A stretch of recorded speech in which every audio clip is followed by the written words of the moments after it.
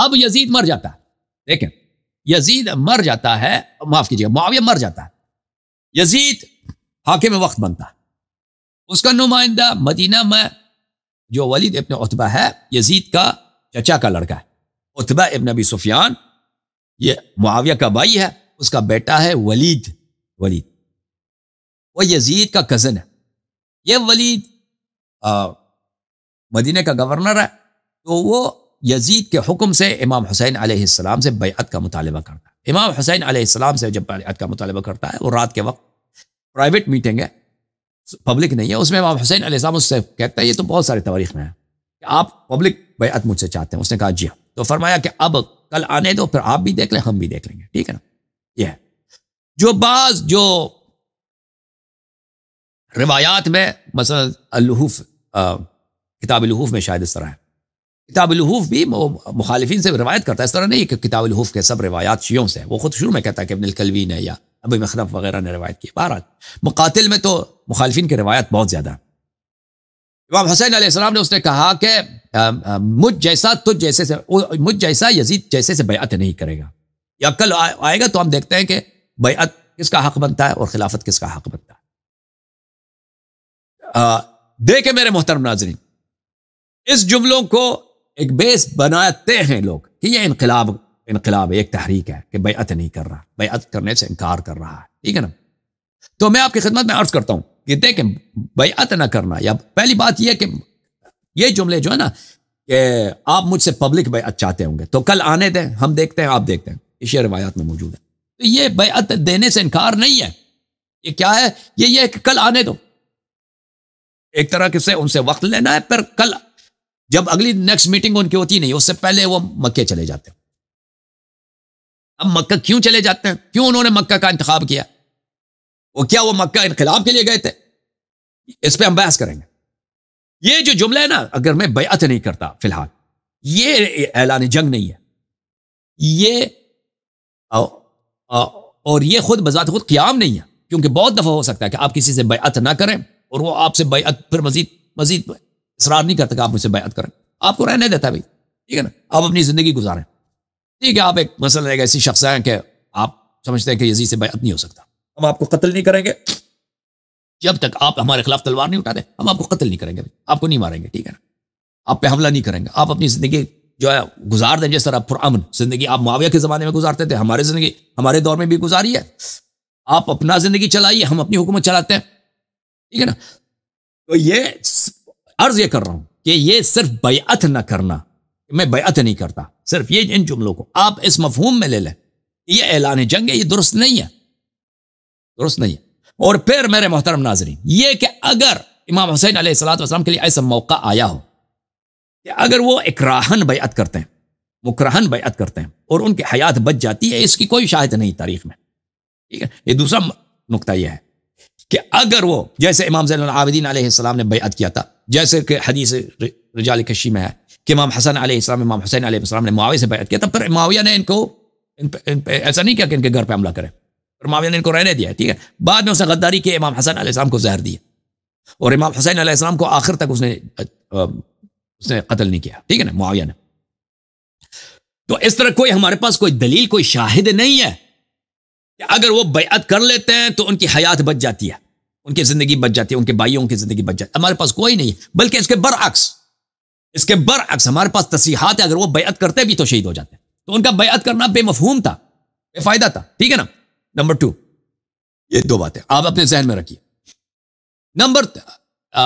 تو بیعت نہ کرنا بذات خود کیا ہے؟ بیعت نہ کرنا بذات خود اعلان جنگ نہیں ہے، اور اگر بیعت کر لیتے تو وہ شہید ہو جاتے، اس کے دلائل میں بھی پیش کروں گا آپ کی خدمت۔ اگلی جو بات ہے نا کہ وہ کہہ دے کہ بھائی مجھ جیسا ان جیسے سے بیعت نہیں کرتا، یہ کوئی معتبر حدیث، کوئی روایت نہیں ہے۔ اگر یہ حدیث صحیح بھی ہے تو یہ عام حالات کی بات ہو رہی ہے کہ اگر اکراہ نہیں ہے، اجبار نہیں ہے، بقا کی مصلحت نہیں ہے، تو وہ ان جیسے سے بیعت نہیں کریں گے۔ وَإِلَّا ائمہ طاہرین علیہ الصلوۃ والسلام کے، امام زمانہ علیہ السلام کی حدیث ہے کہ ہر امام کے گردن میں، سوائے امام عصر علیہ السلام کے، ہر امام کے گردن میں کسی طاغوت کی بیعت رہی ہے، کسی طاغوت کی بیعت رہی ہے، ٹھیک ہے نا۔ اور یہ تقیہ کی وجہ سے اور عدم انصار کی وجہ سے، اور اس سے امام علیہ السلام کی کسی قسم کی کسر شان نہیں ہوتی کہ اگر آپ اگر آپ تقیہ میں کوئی عمل انجام دیں جس میں جو اللہ کا حکم ہے کہ آپ یہ کام کریں بھائی، اللہ کے حکم سے آپ تقیہ کریں، تو اس میں ان کی کسشان ہے، ان کی بے عزتی ہے، نہیں، اس طرح کی کوئی بات نہیں. جیسے رسول اللہ صلی اللہ علیہ وسلم رات کی تاریکی کو اپنے گھر سے اپنی بچی کو گھر میں چھوڑ کے خود غار میں پناہ لیا نا بھاگ کے، پھر وہاں پہ 3 دن غار میں رہے، پھر وہ چپکے سے فرار ہو کے مدینہ چلے گئے. یا حضرت موسیٰ علیہ السلام فرار ہو گئے، کہاں سے؟ مصر سے فرار کی، انہوں نے مدائن چلے گئے وہ فرعون سے بھاگ کر، ٹھیک ہے نا. خائفا یترقب، خوف زدہ بھی تھے اور ادھر ادھر دیکھتے بھی تھے کہ پکڑے نہ جاؤ، ٹھیک ہے نا. تو اس میں نہ موسیٰ علیہ السلام کی بے عزتی ہے، نہ حضرت رسول صلی اللہ علیہ وسلم کی بے عزتی ہے، کوئی بے عزتی نہیں ہے اس بات میں. سمجھ میں آ رہی نا؟ عزت شرع جب تک آپ اللہ کے دین پر ہیں، اللہ کے راستے پر ہیں، اللہ آپ سے راضی ہے، آپ اللہ کے حکم سے ایک کام انجام دے رہے ہیں، چاہے وہ کسی ظالم کا بیعت ہو، یعنی اکراہ کے طور پر اللہ نے واجب کر دی کہ بیعت واجب ہے، ٹھیک ہے نا، تاکہ آپ کی اور آپ کی شیعوں کی جان بچ جائے. تو اس میں بے عزتی کی کوئی بات نہیں ہے. وہ کوئی جاہل ہوگا جو اس کو بے عزتی سمجھے گا، کوئی پاگل ہوگا. سمجھ میں آ رہی نا بات؟ تو پہلے یہ جملہ جو مثلی لا یبایع مثلہ، یہ کسی معتبر روایات میں نہیں ہے، اور اگر ہے بھی تو اس کا مطلب یہ ہے کہ عام حالات میں وَإِلَّا پھر بقیہ ائمہ علیہ السلام کا کیا کریں گے؟ پھر خود امام حسن علیہ السلام، امام حسین علیہ السلام نے جو معاویہ کے ساتھ صلح کیا، ٹھیک ہے نا، اس کا کیا کریں گے؟ اور پھر یہ جملے میرے محترم ناظرین کے کل آنے دو، پھر ہم دیکھتے ہیں کہ کون بیعت کا مستحق کون ہے اور خلافت کا مستحق یزید ہے یا میں ہوں. یہ بھی کسی معتبر کتاب میں نہیں ہے. اور اگر یہ جملے صحیح بھی ہوں تو اس کا مطلب یہ نہیں ہے کہ اگر کوئی شخص امام حسین علیہ السلام کو اگر یہ لوگ رہنے دیتے، ٹھیک ہے نا، مثلا کل آ جاتا ہے، پرسوں آ جاتا ہے، اگلے ہفتے آ جاتے ہیں، کہتے ہیں بھئی آپ امام حسین علیہ السلام بیعت نہیں کرتے ہیں، چلیں آپ مدینے میں آرام سے رہے، اتنے سال رہے ہیں، آپ ہمارے خلاف تلوار نہ اٹھائیے، ہم آپ کو نہیں چڑھتے بھائی، ٹھیک ہے نا، آپ ہمارے خلاف جب تک کوئی تحرک نہیں کرتے ہمیں کوئی مجبوری نہیں کہ آپ سے جنگ کریں. تو یہ کہ آپ کل آنے دو، یہ جملے پھر دیکھا جائے گا بیعت اور خلافت کا مستحق یزید ہے یا میں ہوں، ٹھیک ہے نا. یہ اس بات کے ساتھ تنافی نہیں رکھتا کہ اگر وہ امام حسین علیہ السلام کو رہنے دیتے تو امام حسین علیہ السلام قیام نہ کرتے اور امام حسین علیہ السلام ان کے خلاف تلوار نہ اٹھاتے، ٹھیک ہے نا. اچھا، اب میں نے آپ کی خدمت میں عرض کیا کہ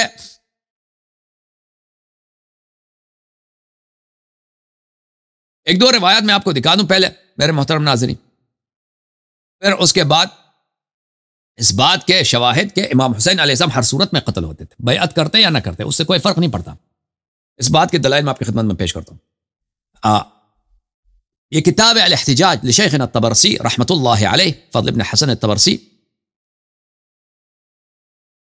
محمد ابن یعقوب کلینی سے وہ روایت کرتے ہیں بہت ہی مختصر سند کے ساتھ، اور وہ محمد ابن عثمان العمری سے، اور یہ حدیث نہایت ہی صحیح ہے. اچھا، وہاں پر امام زمانہ علیہ السلام اپنی علت غیبت بتاتے ہیں، انه لم يكن احد من آبائی الا وقد وقعت فی عنقه بیعۃ لطاغیۃ الزمانے. میرے آبا سب مظلوم تھے، ہر میرے آباء طاہرین علیہ السلام ہر ایک کے گردن پر کسی نہ کسی طاغوت کی بیعت تھی. اچھا، اس کے متعلق ہم نے پہلے بھی بات کی تو اس کو زیادہ نہیں بڑھاتے. اب اس بات کی دلیل کہ امام حسین علیہ السلام ہر حالت میں شہید ہو جاتے، بیعت کرتے یا نہ کرتے وہ شہید ہو جاتے. اور پھر انہوں نے مدینہ سے کیوں نکلے، یہ بڑا اہم ہے. یہ دو فقرے میں آج بات کرتا ہوں نا، پھر مزید باتیں جو ہے کل کے پروگرام میں انشاءاللہ. اچھا، اس بات کی دلیل آپ سن لیجئے کہ امام حسین علیہ السلام بیعت کرتے بھی شہید ہو جاتے، اور یہ کہ وہ اگر بیعت کر لیتے تو ان کی جان بچ جاتی، اس کی نہ کوئی حدیث ہے، کوئی روایت، کچھ بھی نہیں ہے. اور کربلا میں تو ان کے پاس یہ آپشن بھی نہیں تھا نا، یہ چوائس بھی نہیں تھا کہ آپ بیعت کریں گے تو ہم آپ کو جانے دیں گے، وہ تو آپ کو معلوم ہے، اس کی طرف آئیں گے. ملاحظہ کریں یہ کتاب دلائل الامامہ لشیخنا محمد ابن جریر ابن رستم الطبری، چاپ مؤسسۃ البعث فی قبل المقدسہ، صفحہ نمبر 183 میں. سمعت الحسین ابن علی علیہ السلام، حذیفہ ابن الیمان کہتا ہے کہ میں نے امام حسین علیہ السلام سے رسول پاک صلی اللہ علیہ وسلم کے حیات اقدس میں یہ حدیث سنی ہے، واللہ لا یجتمعن علی قتل طغاة بنی امیہ، اللہ کی قسم بنی امیہ کے کافر سردار اور کافر لشکر اور طاغی لوگ میرے قتل پہ اجماع کریں گے، جمع ہو جائیں گے. وَيَقْدِمُهُمْ عمر بن سعد، اور ان کا مقدمہ، ان کا جو آگے ہوگا سب سے عمر بن سعد ہوگا. یہ رسول پاک صلی اللہ علیہ وسلم کی حیات کی بات ہے. تو میں نے کہا کہ آپ کو یہ پیغمبر نے بتایا؟ انہوں نے کہا جی نہیں، پیغمبر نے نہیں بتایا. میں نے نبی صلی اللہ علیہ وسلم سے کہہ دیا کہ امام حسین علیہ السلام ایسے فرماتے ہیں. تو انہوں نے کہا علمی علمہ وعلمہ علمی. انہوں نے کہا ان کا علم میرا علم ہے اور میرا علم ان کا علم ہے. وَإِنَّا لَنَعْلَمُ بِالْكَائِنِ قَبْلَ كَيْنُونَتِهِ، اور ہمارے پاس اہل بیت علیہ السلام کسی چیز کے واقعے سے پہلے میں اس کا علم ہوتا ہے کہ ایسا ہوگا. یہ کتاب کامل الزیارات شیخنا ابن قولویہ رحمۃ اللہ علیہ، یہاں پہ ملاحظہ کریں صفحہ نمبر 156 میں حضرت امام حسین علیہ السلام فرماتے ہیں والذی نفس حسین بیدہ، اور یہ تو نہایت ہی معتبر حدیث ہے میرے محترم ناظرین. اس اللہ کی قسم جس کے ہاتھ میں حسین علیہ السلام کی جان ہے، اللہ کی قسم، اللہ خالق کائنات کی قسم، لا ینتہی، اور دوسرے نسخے میں لا یہنی، یہ یہنی زیادہ بہتر ہے. بنی امیہ ملکہم، بنی امیہ اپنی حکومت کو کامل نہیں سمجھیں گے. بنی امیہ اپنی راج کا مزہ اس وقت تک ان کو لذت نہیں چکیں گے، ان کو مزہ حکومت کرنے کا نہیں آئے گا حتی یقتلونی، جب تک یہ مجھے قتل نہیں کرتے. وہم قاتلی، اور یہ میرے قاتل. تو یہ واضح ہے کہ بیعت کرتے یا نہیں کرتے ان کا فرق نہیں پڑتا. یہ بنی امیہ کیونکہ انہوں نے اتنی بڑی بادشاہت ان کو ملی ہے، اور ان کا ایک خون، ان کے ایک خون نہیں کئی خون ہے رسول اللہ صلی اللہ علیہ وسلم کے گھر میں. خون ہے کیا مطلب؟ خون ہے یعنی انتقام لینے انہوں نے، کہ وہ بنی امیہ، یہ معاویہ، یہ لوگ بڑے ہو گئے تھے اسی غم میں، اسی ماتم میں کہ ان کے سردار مرے ہیں بدروں میں، احد میں مرے ہیں نا، اور فتح مکہ کے وقت یہ ذلیل ہو گئے. تو ان کے دل میں کینہ ہی کینہ، احقادا بدریتا و خیبریتا و حنینیہ، کینہ ہی کینہ. تو بنی امیہ نے، بنی امیہ حکومت ملی ہے، کئی حکومت کا کیا فائدہ جب تک انہوں نے انتقام نہیں لیا. ٹھیک ہے نا. لا یہنئ ملکہم، ان کو اپنے ملک جو ہے، کیا ملک جو ہے ان کو حکومت کرنے کا لذت اس وقت تک نہیں آئے گا جب تک مجھے قتل نہ کریں، اور یہ مجھے قتل کریں گے. اچھا، اور میں اس امت کا پہلا قتیل ہوں، شہید ہوں، وغیرہ وغیرہ. اور پھر یہ حدیث امام جعفر صادق علیہ السلام سے بھی روایت ہے.